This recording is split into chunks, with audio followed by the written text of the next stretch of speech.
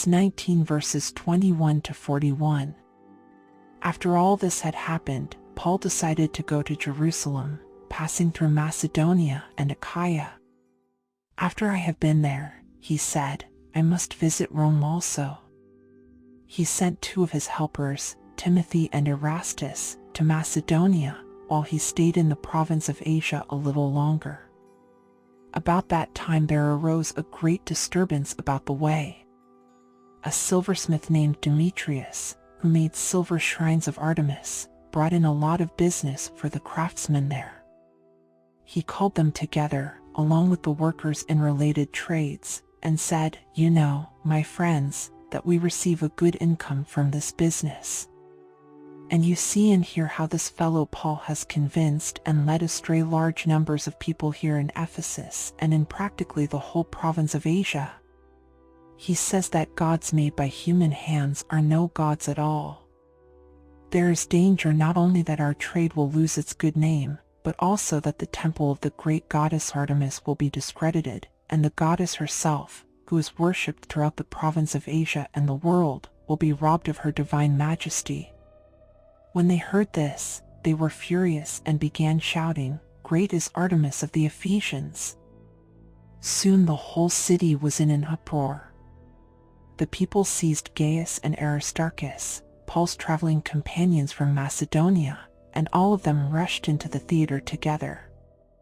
Paul wanted to appear before the crowd, but the disciples would not let him.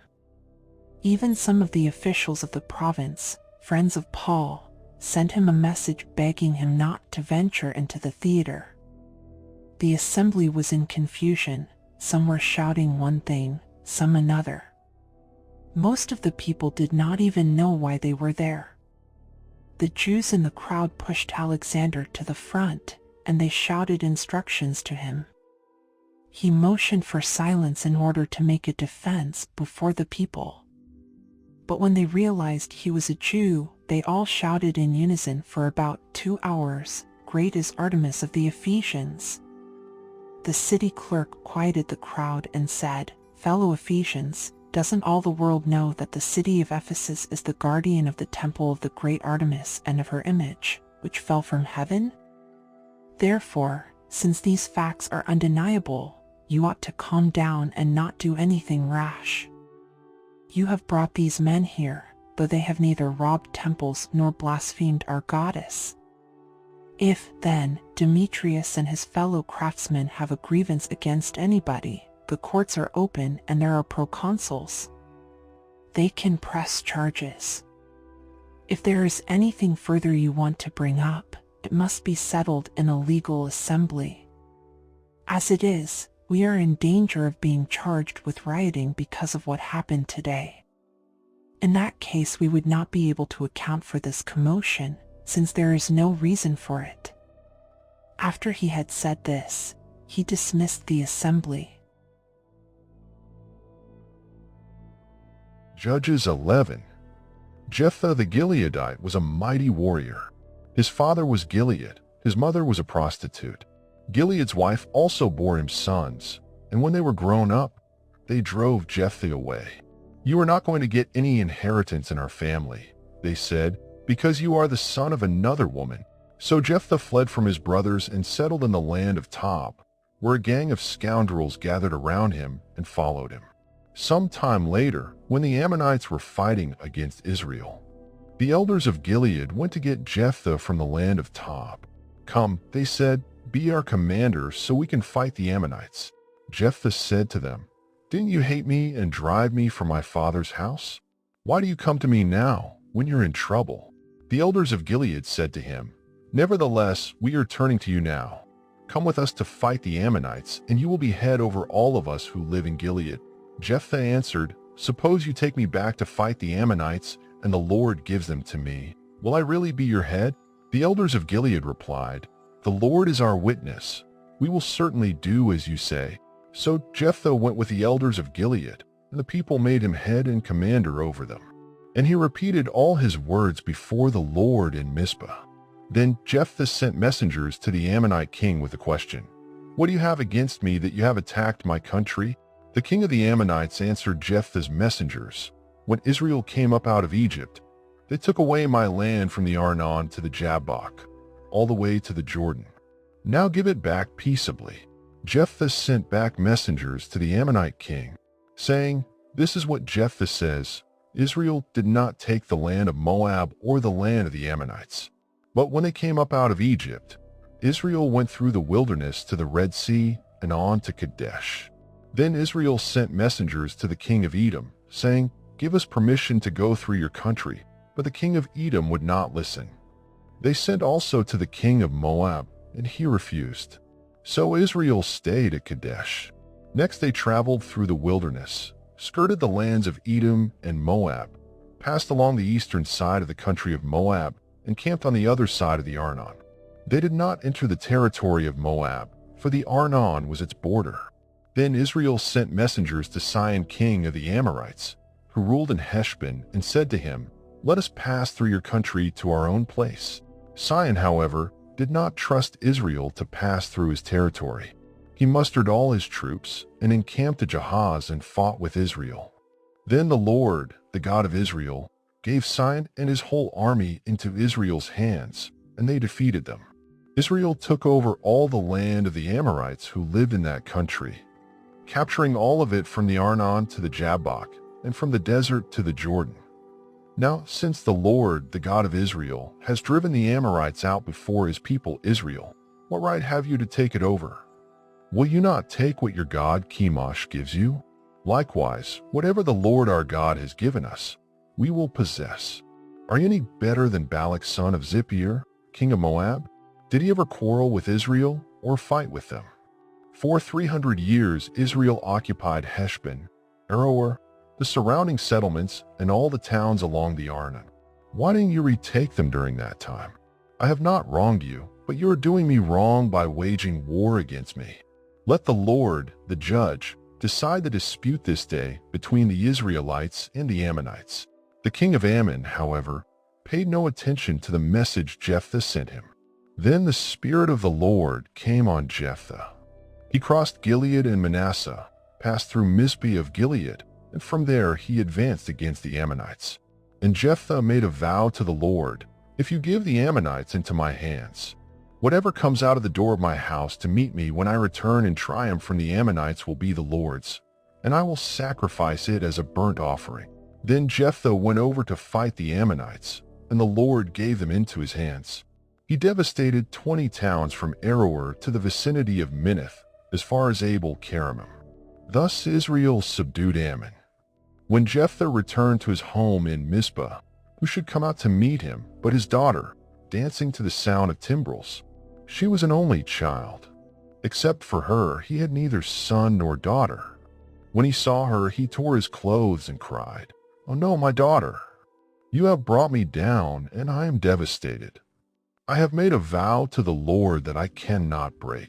"My father," she replied, "you have given your word to the Lord. Do to me just as you promised, now that the Lord has avenged you of your enemies, the Ammonites. But grant me this one request," she said. "Give me 2 months to roam the hills and weep with my friends, because I will never marry." "You may go," he said. And he let her go for 2 months. She and her friends went into the hills and wept because she would never marry. After the 2 months, she returned to her father, and he did to her as he had vowed, and she was a virgin. From this comes the Israelite tradition, that each year the young women of Israel go out for 4 days to commemorate the daughter of Jephthah the Gileadite. Judges 12.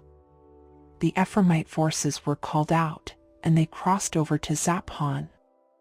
They said to Jephthah, "Why did you go to fight the Ammonites without calling us to go with you? We're going to burn down your house over your head."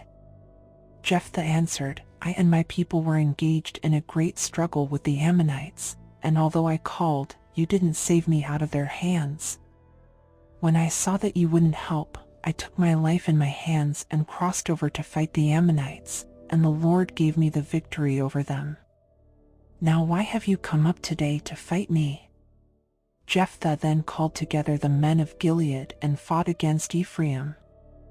The Gileadites struck them down because the Ephraimites had said, "You Gileadites are renegades from Ephraim and Manasseh." The Gileadites captured the fords of the Jordan leading to Ephraim, and whenever a survivor of Ephraim said, "Let me cross over," the men of Gilead asked him, "Are you an Ephraimite?" If he replied, "No," they said, "All right, say Shibboleth." If he said, "Sibboleth," because he could not pronounce the word correctly, they seized him and killed him at the fords of the Jordan. 42,000 Ephraimites were killed at that time. Jephthah led Israel 6 years. Then Jephthah the Gileadite died and was buried in a town in Gilead. After him, Ibzan of Bethlehem led Israel. He had 30 sons and 30 daughters. He gave his daughters away in marriage to those outside his clan, and for his sons he brought in 30 young women as wives from outside his clan. Ibzan led Israel 7 years. Then Ibzan died and was buried in Bethlehem. After him, Elon the Zebulunite led Israel 10 years. Then Elon died and was buried in Aijalon in the land of Zebulun. After him, Abdon son of Hillel, from Pirathon, led Israel. He had 40 sons and 30 grandsons, who rode on 70 donkeys. He led Israel 8 years. Then Abdon son of Hillel died and was buried at Pirathon in Ephraim, in the hill country of the Amalekites. Job 40. The Lord said to Job, "Will the one who contends with the Almighty correct him? Let him who accuses God answer him." Then Job answered the Lord, "I am unworthy. How can I reply to you? I put my hand over my mouth. I spoke once, but I have no answer, twice, but I will say no more." Then the Lord spoke to Job out of the storm. "Brace yourself like a man. I will question you, and you shall answer me. Would you discredit my justice? Would you condemn me to justify yourself? Do you have an arm like God's, and can your voice thunder like his? Then adorn yourself with glory and splendor, and clothe yourself in honor and majesty. Unleash the fury of your wrath. Look at all who are proud and bring them low. Look at all who are proud and humble them. Crush the wicked where they stand. Bury them all in the dust together. Shroud their faces in the grave. Then I myself will admit to you that your own right hand can save you. Look at Behemoth, which I made along with you, and which feeds on grass like an ox. What strength it has in its loins, what power in the muscles of its belly. Its tail sways like a cedar. The sinews of its thighs are close-knit. Its bones are tubes of bronze, its limbs like rods of iron. It ranks first among the works of God, yet its maker can approach it with his sword. The hills bring it their produce, and all the wild animals play nearby. Under the lotus plants it lies, hidden among the reeds in the marsh. The lotuses conceal it in their shadow. The poplars by the stream surround it. A raging river does not alarm it. It is secure, though the Jordan should surge against its mouth. Can anyone capture it by the eyes, or trap it and pierce its nose?